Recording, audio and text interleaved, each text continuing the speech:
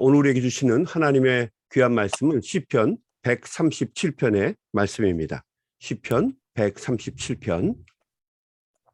우리 한 절씩 돌아가면서 교독하도록 하겠습니다. 우리가 바벨론의 여러 강변 거기에 앉아서 시온을 기억하며 울었도다. 그 중에 버드나무에 우리가 우리의 수금을 걸었나니 이는 우리를 사로잡은 자가 거기서 우리에게 노래를 청하며 우리를 황폐하게 한 자가 기쁨을 청하고 자기를 위하여 시온의 노래 중 하나를 노래하라 함이로다. 우리가 이방 땅에서 어찌 여호와의 노래를 부를까? 예루살렘아, 내가 너를 잊을진대 내 오른손이 그의 제주를 잊을지로다. 내가 예루살렘을 기억하지 아니하거나 내가 가장 즐거워하는 것보다 더 즐거워하지 아니할진대 내 죄가 내 천정에 붙을지로다. 여호와여, 예루살렘이 멸망하던 날을 기억하시고 에돔 자손을 치소서. 그들의 말이 헐어버리라 헐어버리라 그 기초까지 헐어버리라 하였나이다. 멸망할 날 내가 우리에게 행한 대로 내게 갚는 자가 복이 있으리로다. 우리 다 같이 읽습니다. 시작. 내 어린 것들을 바위에 메어치는 자는 복이 있으리로다. 아멘. 아멘. 이 시편 137편은 배경을 알지 못하고 읽게 되면 야, 이게 무슨 시야 이런 느낌을 갖게 됩니다. 이게 뭐야? 이게 무슨 꼭 저주하는 느낌인데 이런 내용이 가득 차 있죠. 뭐 이런 말을 뭐 이런 말도 안 되는 시까지 성경에 집어넣나 하는 생각을 갖게 됩니다. 시의 전반적인 느낌이나 분위기가 울분과 비통함이 가득 차 있고 증오와 분노가 이 시편을 감싸고 있는 대표적인 분위기입니다. 이 시편 137편의 말씀은 BC 586년에 멸망한 이스라엘의 유다 백성들이 바벨론의 포로로 끌려가서 겪게 되는 고난과 아픔을 소재로 해서 기록한 시입니다. 별도로 표제어가 있지 않기 때문에 누가 이 시를 기록했는지에 대해서는 알 수가 없습니다만 어떤 일을 배경으로 기록되었는지를 충분히 짐작할 수 있는 시편입니다.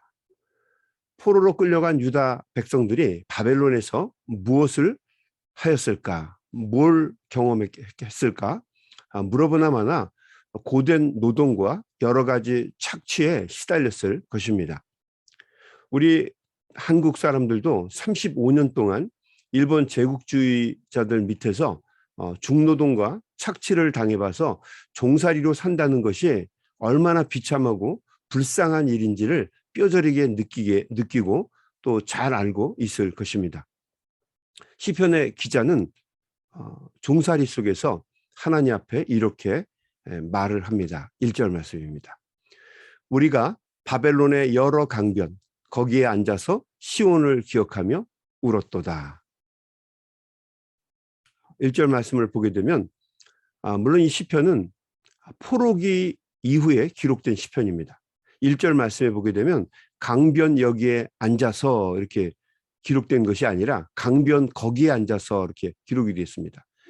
그러니까 이 기록된 시점이 바벨론 포로에 있을 때 기록된 것이 아니라 훗날 다시 본국으로 되돌아가게 되었을 때 포로 생활에서 그들이 경험했던 아픔과 상처를 곱씹으면서 기록한 시편이다라고 하는 것을 알게 되죠. 아무튼 중노동을 하다가 잠시 쉬고 있을 때 바벨론 강가에서 그 옛날 아름다웠던 사랑하는 조국 이스라엘의 시온을 기억하면서 눈물을 떨구고 있습니다. 2절 말씀 볼까요? 그 중에 버드나무에 우리가 우리의 수금을 걸었나니 3절 이는 우리를 사로잡은 자가 거기서 우리에게 노래를 청하며 우리를 황폐하게 한 자가 기쁨을 청하고 자기들을 위하여 시온의 노래 중 하나를 노래하라 함이로다. 그때 유대 백성들이 사로잡혀간 바벨론에서 중노동을 하다가 잠시 휴식을 하고 있을 때 그 바벨론의 병사가 이렇게 얘기하는 거예요. 거기 바보처럼 울면서 궁상 떨지 말고 노래나 한번 환자해봐. 야, 너가 노래를 잘하고 수금도 연주를 잘한다는데 한번 노동이 술술 잘 될 수 있게 신명나게 한 곡 때려봐. 뭐 이렇게 이야기를 한 거예요. 이 이야기를 듣는데 머릿속에 피가 거꾸로 솟지 않겠습니까? 그 옛날 예루살렘 시온에 있을 때 성전에서 하나님을 기쁘시게 하려고 수금을 켜면서 찬양을 부르던 아마 궁중악사 출신의 사람이었을 겁니다. 그런데 그 거룩하고 고상한 찬양을 부르던 사람인데 원수놈들이 이제는 그 사람에게 자기들을 기쁘게 하려고 노래를 한번 불러봐라라고 이야기를 한 겁니다. 하나님을 기쁘시게 하려고 켜던 수금으로 원수들을 기쁘게 하기 위해서 연주를 하고, 그리고 하나님을 찬양하던 그 목소리로 이제는 원수들을 기쁘게 하기 위해서 노래를 불러야 한다는 겁니다. 여러분 한번 생각해 보세요. 우리 노래 중에 거룩한 성 노래 아십니까? 예루살렘 예루살렘 오 거룩한 성아 호산나 노래하자. 이런 노래를 부르던 사람한테 그러니까 이런 노래 시키는 거예요. 별빛이 흐르는 다리를 건너. 이 노래가 뭐죠? 바람 부는 갈대 숲을 지나. 유행가를 부르라고 하는 거하고 똑같습니다. 그래서 이 화가 난 이 사람이 유대인 중에 한 사람이었겠죠. 분노 속에서 앞에 강변에 흐느흐느거리고 있는 버드나무에다가 자기의 수금을 걸어버립니다. 그리고 다시는 악기를 잡지도 않을 것이고 노래를 하지도 않겠다고 다짐을 합니다. 그가 이렇게 울부짖습니다. 4절 말씀. 우리가 이방 땅에서 어찌 여호와의 노래를 부를까? 예루살렘아, 내가 너를 잊을진대 내 오른손이 그의 제주를 잊을지로다. 내가 예루살렘을 기억하지 아니하거나 내가 가장 즐거워하는 것보다 더 즐거워하지 아니할진대 내 혀가 내 입천장에 붙을지로다. 시편 기자의 처절한 탄식이 들려오는 것 같습니다. 내 제주가 끊어지고 모든 기억도 다 지워지고 내 혀가 꼬여서 내 입천장에 딱 붙어서 다시는 말도 하지 못하게 해달라고 탄식을 하고 있는 것입니다.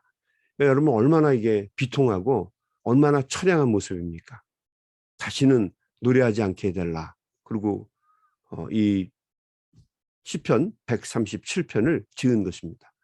여러분 그 한국에서 제가 중고등학교 다닐 때 유행했던 팝송 중에 그룹 보니엠이 부른 바벨론 강가에서라고 하는 노래가 있습니다. 전원 다 4명이 노래를 불렀는데 뭐 연주하는 사람도 그렇고 전원 다 흑인으로만 구성된 그룹입니다. 그때는 인기가 대단했습니다. 특이한 의상을 입고 나와서 또 특이한 멜로디로 그리고 춤솜씨도 뭐 남자가 아주 이상하게 춤을 춰서 아주 사람들이 그때는 그 대단한 춤인 줄 알고 봤습니다. 뭔 딴짓을 하다가도 텔레비전에서 이 보니엠의 그 바벨론 강가에서라고 하는 노래가 나오게 되면 막 달려와서 텔레비전 앞에서 그걸 본 적이 있습니다. 그 학교에 등교할 때도 뭐 이렇게 그 그룹 보니엠의 노래가 그 바벨론 강가에서 노래가 흘러나오곤 했죠. 그 노래 가사가 이런 거였습니다. By the rivers of Babylon, by the rivers of Babylon, there we sat down. Yeah, yeah, we went when we remembered Zion. 여러분 그 가사는 잘 몰라도 그 가락을 들어보면 리듬을 들어보면 그 노래 나도 알아. 뭐 그렇게 얘기하는 분들이 많을 거예요. 뭐 There the wicked carried us away in captivity. 사탄이 우리를 포로로 끌고 갔어요. Required from us a song. 그리고 우리에게 노래를 부르라고 합니다. Now how shall we sing the Lord's song in a strange land? 그러나 우리가 지금 어떻게 하나님의 노래를 이 이상한 땅에서 부를 수가 있겠어요. 상당히 처참하고 슬픈 노래입니다. 그런데 이 노래를 아주 경쾌하게 이 가수들이 부르기도 하고, 또 남자 가수는 런닝까지 다 벗고 우통 다 벗고 신나게 춤을 춰서, 어렸을 때는 이 노래가 아주 재밌는 노래인 줄 알았어요. 뭐 그때 뭐 우리가 뭘 알겠어요? 영어를 알겠습니까? 그냥 듣는 건데, 너무 이게 신나는 노래인 줄 알았는데, 이 노래가 바로 시편 137편을 개사한 겁니다. 그대로예요. 부르면 우리가 어떻게 이 원수의 나라, 원수 땅에서 하나님께 부르던 노래를 어떻게 저들을 기쁘게 하려고 부를 수가 있겠습니까? 라고 울부짖는 내용이죠. 7절 말씀 보겠습니다. 여호와여, 예루살렘이 멸망하던 날을 기억하시고 에돔 자손을 치소서. 그들의 말이 헐어버려라. 그 기초까지 헐어버리라 하였나이다. 8절, 멸망할 딸 바벨로나, 내가 우리에게 행한 대로 내게 갚는 자는 복이 있으리로다. 내 어린 것들을 바위에 맺히는 자는 복이 있으리로다. 섬뜩하죠. 그러니까 이 내용을 알고 부르게 되면 사무치는 아픔의 감정으로 울부짖는 시인의 모습이 저절로 연상이 되는 시편입니다. 우리는 안타깝지만 지나고 나서야 그것이 얼마나 감격스럽고 고마운 하나님의 은혜였는가 하는 것을 뒤늦게 깨닫게 되는 경우가 굉장히 많이 있죠. 그 옛날 시온에서 노래를 부르면서 하나님을 찬양하며 예배하던 그 시절이 얼마나 행복한 시간이었는가 하는 것을 바벨론의 종살이를 하면서 비로소 깨닫게 되는 겁니다. 제가 목회를 할 때 이런 일이 있었어요. 우리 성도님 중에, 젊은 성도님 중에 한 아이가 너무도 번잡스럽고 잠시도 가만히 있지를 못해요. 난리를 치면서 고래고래 소리를 치면서 막 왔다 갔다 하니까 이 아이의 엄마가 애가 좀 조용히 있었으면 좋겠다라고 말을 합니다. 심지어는 저한테 이 애를 위해서 기도를 해달라는 거죠. 뭘 기도하겠습니까?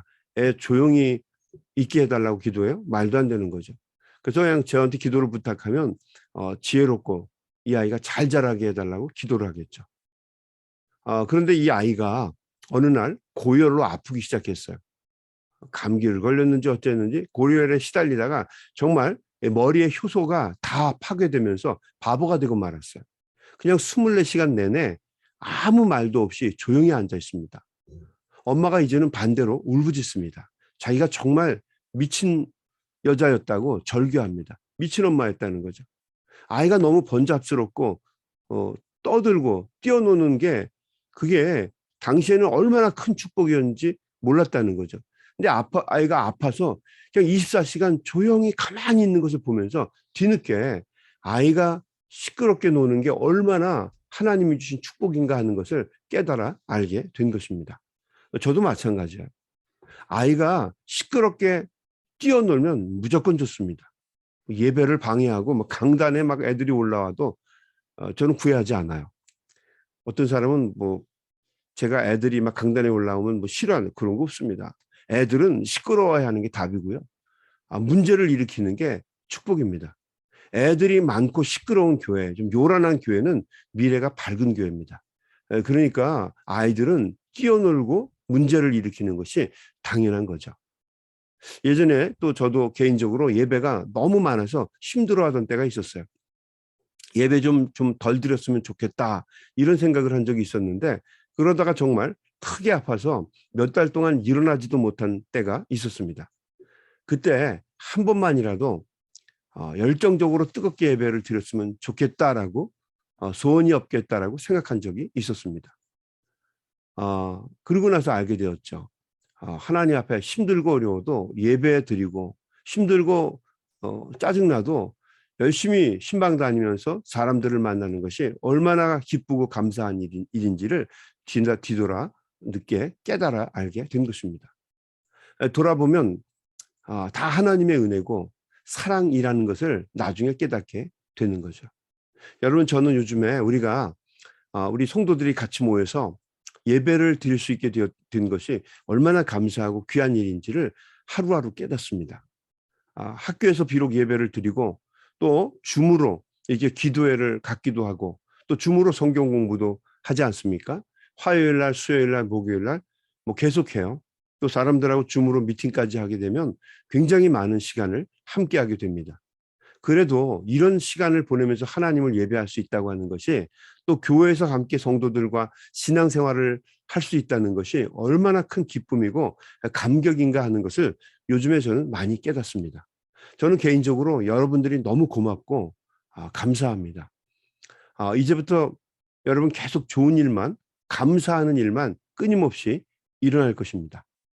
늘 하나님께 감사하면서 원망하고 불평하기보다는 하나님께 예배드리고 또 감사하면서 우리가 무엇을 할 것인지, 하나님의 영광을 위해서 무엇을 할 수 있을지, 이 땅에 있을 때 호흡이 있고 생명이 있을 때 우리가 어떻게 살아야 할 것인지 다시 한번 마음속에 깊이 되새기면서 열심히 살아야 할 것입니다. 조금 힘들어도 어려운 일이 있어도 원망하거나 불평하지 말고 여러분 즐기십시오. 하나님께 감사하고 하나님께 영광을 돌리면서 까르페 디엠, 우리에게 주어진 순간순간 하루하루를 여러분 행복하게 사시기 바랍니다. 반드시 하나님이 우리를 축복해 주시고 세워주실 줄로 믿습니다. 오늘도 이 아침에 기도할 때에 우리 주님의 크신 은혜와 사랑이 오늘도 하나님께 부르짖고 간구하는 우리 성도님들에게 충만하게 임하시기를 주님의 이름으로 간절히 축원합니다. 아멘. 우리 한번 같이 기도하겠습니다. 하나님 아버지 감사합니다. 시편 137편의 말씀을 통해서 우리가 마음껏 하나님을 영화롭게 하고 하나님의 이름으로 선한 것을 행하며 하나님을 예배할 수 있게 된 것을 하나님께 감사를 드립니다. 어떤 때는 우리에게 불편하고 힘든 일이 있어도 우리는 이 모든 것을 마치 시편 137편의 기자와 같이 하나님께 고백하며 부르짖을 수 있는 하나님이 있음으로 인하여 하나님께 감사와 영광을 돌립니다. 하나님이 우리와 함께 하시고 우리를 지켜주시고 또 우리가 함께 부르짖고 기도하며 외치고 예배할 수 있는 귀한 성도들이 있음으로 인하여 하나님께 감사를 드립니다. 주어진 여건 속에서 늘 하나님께 감사하며 하나님을 위해 우리가 무엇을 할 수 있을까? 늘 기도하고 찬양하고 예배하며 하나님의 귀한 것들을 행할 수 있는 믿음의 종들이 되게 하여 주옵소서. 매일 아침마다 하나님 앞에 전쟁 중에 시달리고 있는 우크라이나 성도들을 위해서, 백성들을 위해서 간절한 마음으로 기도를 합니다. 또 질병과 고난 속에서 하루하루 싸우고 있는, 힘들게 사투를 벌이고 있는 우리 성도들을 위해서 하나님께 간구를 합니다. 전능하신 주님, 우리 성도들의 중보의 기도를 들어주시고 우리의 기도를 주님께서 인도해 주시기를 간절히 원합니다. 또한 오늘도 이 아침에 흉중에 품은 생각 가지고 간절한 마음으로 기도하는 우리 사랑하는 종들, 우리의 기도가 한 소리도 땅에 떨어지지 아니하고 부르짖고 간구하는 대로 인도하심을 받게 하시고 응답받는 귀한 아침이 될 수 있도록 도와 주시옵소서. 오늘도 하루를 살아갈 때 주님 함께 해주시고 우리 성도들 입술을 통해서 하나님께 영광 돌리는 복된 하루가 되도록 저희들을 붙잡아 주시고 인도하여 주시옵소서. 예수님의 이름으로 간절히 기도드리옵나이다. 아멘, 아멘. 우리 다 같이 우리 간절한 마음으로 한 마음으로 통성으로 기도하시면서 세상으로 나아가겠습니다. 우리 같이 기도합니다.